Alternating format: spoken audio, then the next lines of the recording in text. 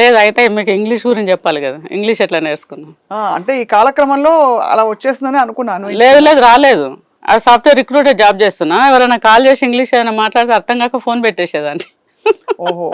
ఏం చెప్పాలో రాక నాలుక తిరిగేది కాదు, స్లాంగ్ అర్థమయ్యేది కాదు. ఫోన్ పెట్టేసేసి మళ్ళీ ఆ చెప్పిన పదాలను గుర్తు చేసుకొని బైబిల్ ఓపెన్ చేసి పదాలు వెతుక్కొని ఈమెయిల్ రాసేదాన్ని వాళ్ళకి రిప్లై. ఎక్కడ ప్రాపర్గా ఏది వాడాలనో తెలీదు, వాళ్ళ స్లాంగ్ అర్థమయ్యేది కాదు. బైబిల్ ఎందుకు?